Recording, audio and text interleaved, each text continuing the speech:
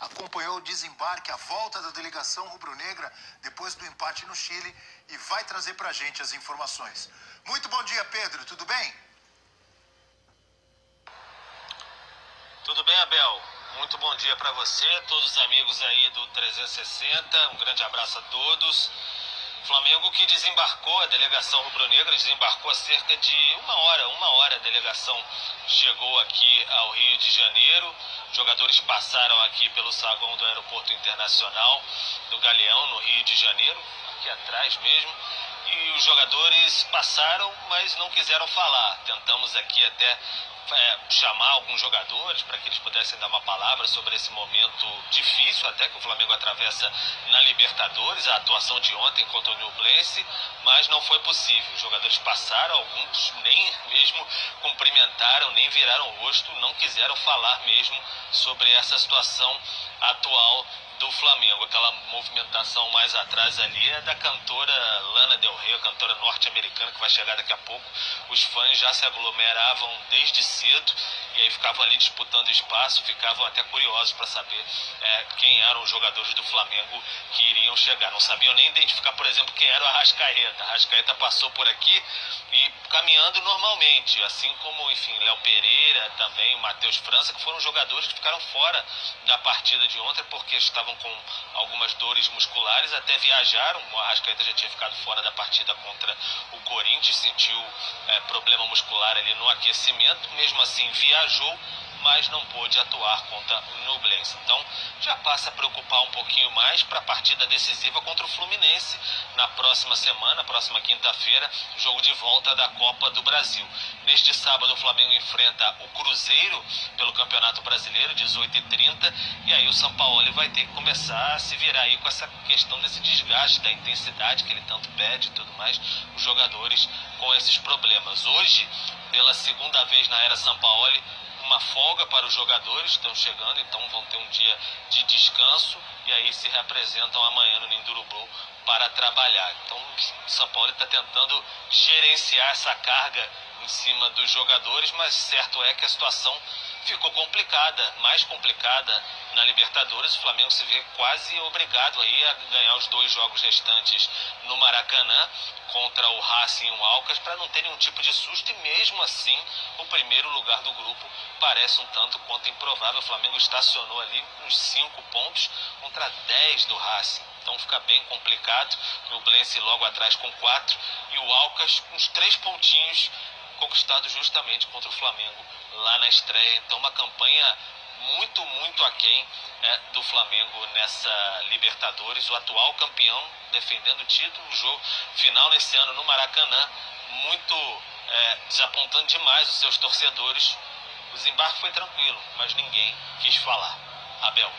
Só para finalizar, Pedro, agito no aeroporto então só por causa da cantora que vai chegar, Lana Del Rey. Torcedor do Flamengo, ninguém por aí, né? Não, na parte interior aqui os jogadores saem, até se deslocam rapidamente para o ônibus que tem ali do lado de fora. A gente não percebeu nenhuma movimentação. A gente aqui, até quando chegamos aqui, a nossa equipe, queríamos saber o que estava dessa aglomeração aqui, mais adolescentes. E aí se tratava da Lana Del Rey, que vai chegar em algum momento aqui. Eu sinceramente nem conheço a Lana Del Rey, sabe, Abel? A gente teve até que se informar aqui de quem se tratava exatamente, mas disseram que ela vai chegar aqui daqui a pouco. Expectativa, assim que tinha algumas câmeras posicionadas da imprensa ali, assim que a gente retirou, o pessoal invadiu ali demais. O pessoal não estava muito interessado em Arrascaeta, Gabigol e companhia, não. Era a Lana Del Rey. Então na expectativa ali, se começarem a gritar aqui daqui a pouco, é a Lana Del Rey, não é a Gabigol e a Arrascaeta, não. Obrigado, Pedro Henrique Torre, ao vivo lá do Aeroporto Internacional do Galeão, no Rio de Janeiro, acompanhando o desembarque do Flamengo. O Rafael Prats e a Natália Ferrão disseram que vão cantar uma música da Lana Del Rey até o final do F360. Você conhece? Não conheço, eu posso fazer a segunda voz pra você, Nath. No máximo eu faço a quinta voz, vai. Você faz as 4 primeiras, eu acompanho na quinta. Você ajuda. Lana Del Rey, ajudo, dou uma força. Tem que lembrar que uma força moral, né? quem canta nesse programa é o professor. Mas não tá no meu repertório, não tenho a mínima ideia do que essa moça faz. Mas... Agora, Fiquei sabendo que ela canta agora. Da Lana Del Rey não sabemos, mas sabemos que o Flamengo volta a jogar no sábado. Que horas aqui? 18h30 no Maracanã, Flamengo e Cruzeiro. Sábado, hoje é quinta, sábado já tem Flamengo em campo, hein? O Anjo Azul vai a esse jogo, me falou hoje. O Anjo Azul, grande Anjo Azul, cruzeirense, grande estará, torcedor do Cruzeiro. Vai ao Maracanã? Vai sábado pela manhã ao Rio de Janeiro, acompanha o Cruzeirão e volta depois. E o Ari Raposão? Então a Ari chance, Raposão peraí, vai Ari Raposão vai? a chance de vitória rubro-negra aumenta, hein? É. Anjo Azul é pé frio. Pé gelado?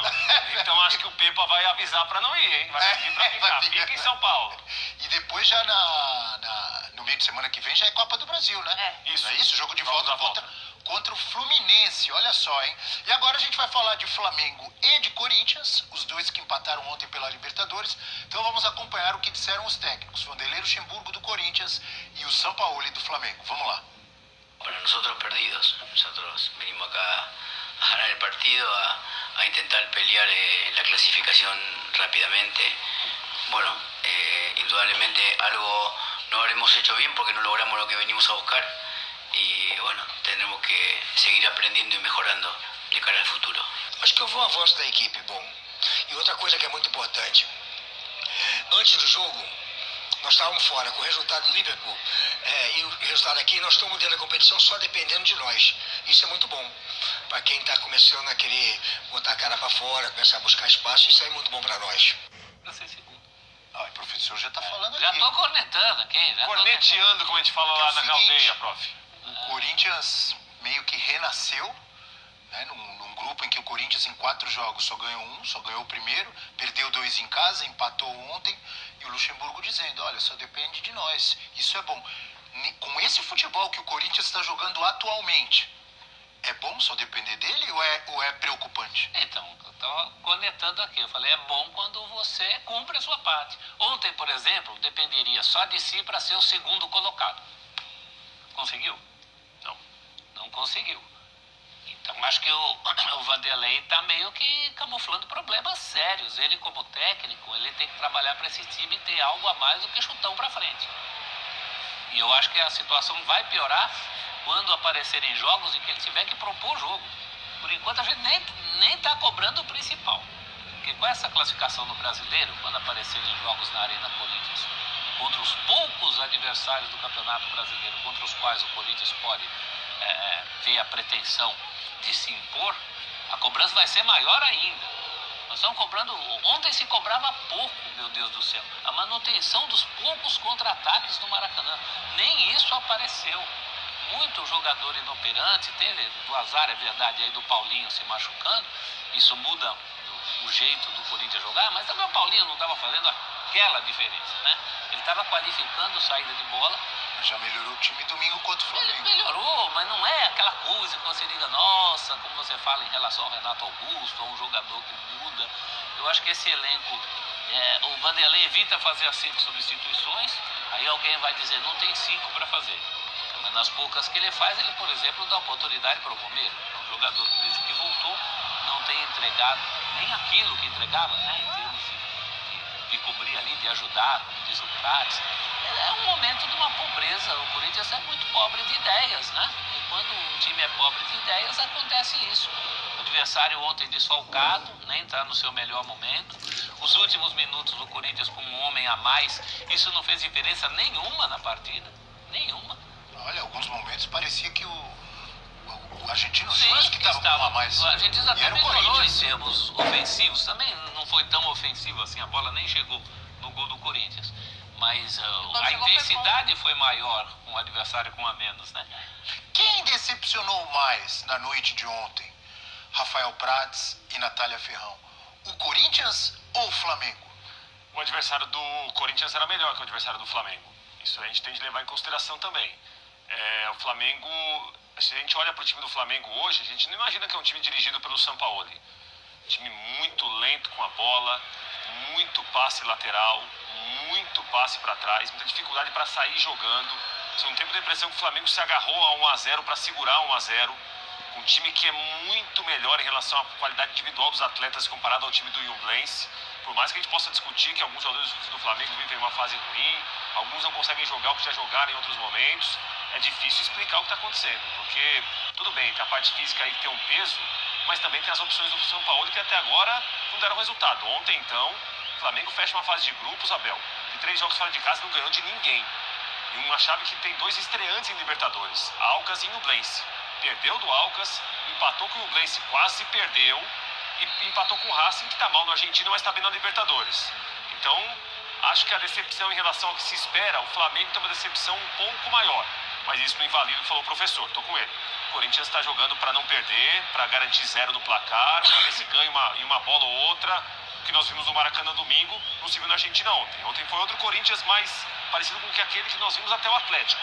Até agora o que nós vimos no Maracanã do Corinthians contra o Flamengo é um Corinthians um pouco acima do normal, do que a gente viveu e tem visto nessas últimas semanas com o Luxemburgo. É, o Corinthians muito pobre, marcando bem, sim, é verdade, até que marcou bem, foi pouco ameaçado, mas com a bola no pé, nada, absolutamente nada. Essa é uma das coisas mais feias que eu já vi do Corinthians em todos os tempos, em termos de criatividade, de criar chances de gol. É um 0 total, né? E o Flamengo, eu confesso que o meu palpite, a princípio, com a chegada do São Paulo, ele foi errado. Eu tenho que dizer aqui, porque tudo bem que é pouco tempo que ele está lá no comando, mas eu achava que com esse pouco tempo o Flamengo já estivesse apresentando mais com o São Paulo, pelo que já vimos, pelo que eu já vi do São Paulo, até mesmo naquela passagem pelo Santos, no Chile, seleção, Universidade de Chile, no Galo.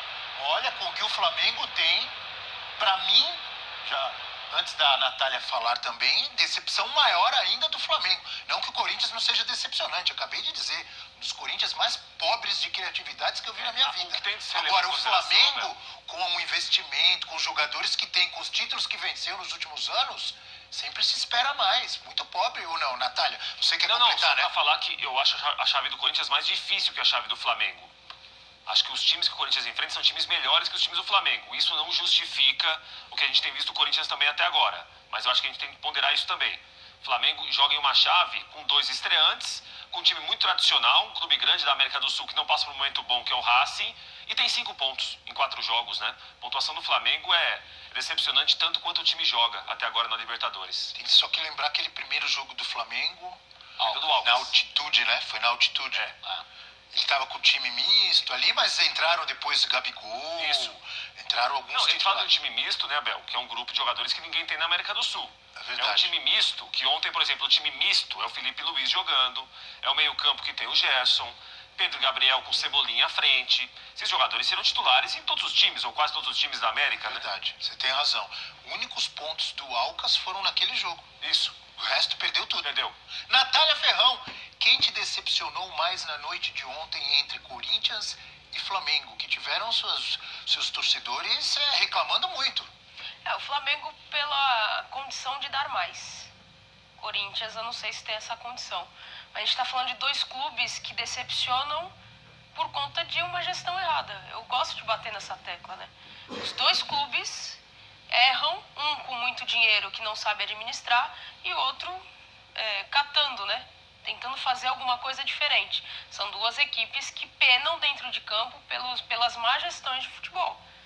Os 2 clubes. Agora, o Corinthians não tem culpa de nada do que aconteceu ontem, de sair vivo da Libertadores.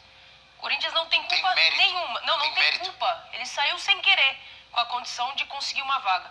Porque o Liverpool e o Independente Del Valle era muito favorito e não conseguiu fazer absolutamente nada. Mesmo com um jogador a menos, ainda assim tinha condição de ganhar e não conseguiu ganhar. O Liverpool coloca o Corinthians na 3ª colocação. O Corinthians recupera a 3ª colocação porque empata num jogo que foi amassado.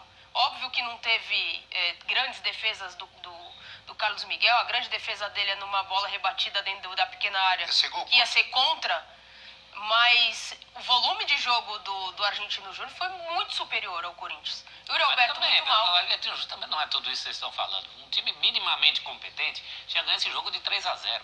Não chutou uma bola no gol do Cássio. Não, mas ela não falou que o José tudo isso. Ela só falou que o Corinthians não está jogando nada. É porque ontem, durante a transmissão, eu pensei muito nisso, né? Falava, porque argentinos isso, argentinos aquilo. Eu acho que... Para minimizar, talvez, a atuação do Corinthians, a gente aumentou a Argentina. Ganhou do Corinthians na Neoquímica Arena. Ganhou, mas você lembra o jeito que ganhou? Mas é organizado. É um time organizado, é um time que toca a bola rápida, é um time que aproxima, é um time que acelera.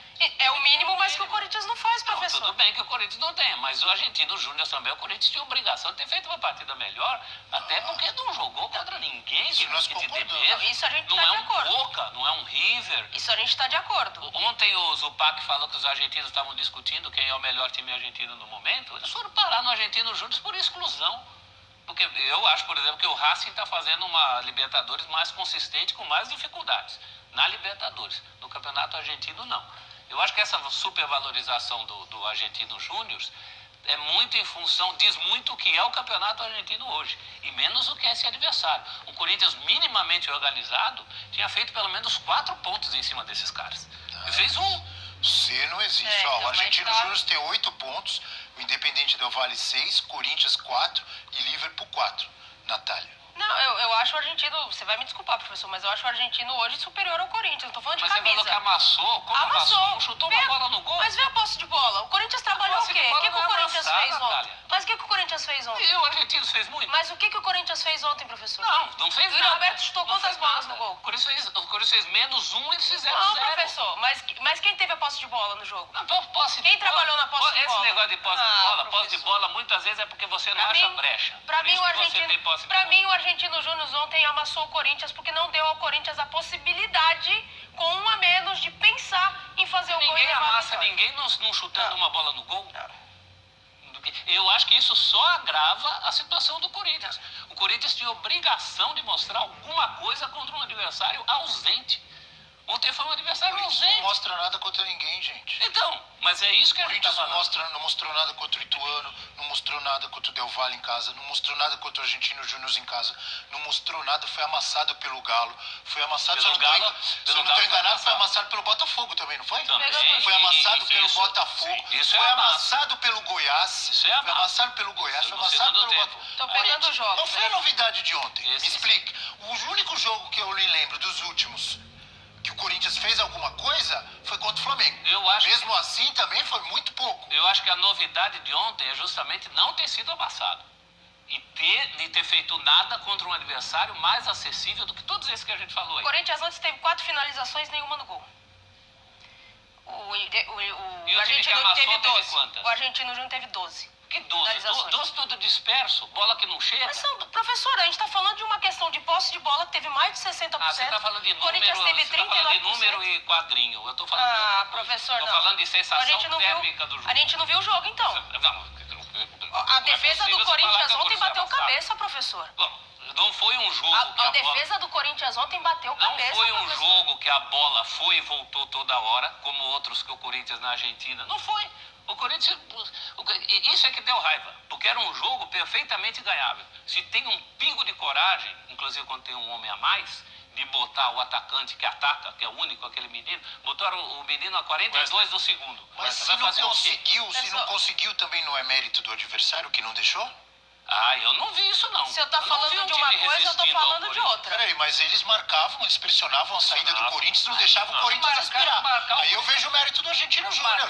Marcação alta, bem feita deles, não era? Roubava a bola no campo de ataque. É um time jogando em casa, que se vencesse esse Corinthians morto, estaria classificado, e não conseguiu fazer isso. O que dá mais raiva ainda. Mas, professor, a gente está falando de coisa diferente. Contra um adversário perfeitamente acessível. A gente está falando coisa diferente. Uma coisa é a incompetência do Corinthians. Outra coisa foi a falta de produtividade efetiva do Argentino. Se você acha que o Argentinos amassou o Corinthians, eu acho que amassou. Vai te faltar argumento, vai te faltar um adjetivo para o que vai acontecer com o Fluminense em relação ao Corinthians. Que isso? Já está prevendo domingo? Não, mas a perspectiva é essa. A perspectiva é essa, ou não? Com os dados que a gente tem mais recentes, a perspectiva é essa. O que o Corinthians vai fazer? Surpreender, ser um pouco melhorzinho, como foi contra o Flamengo.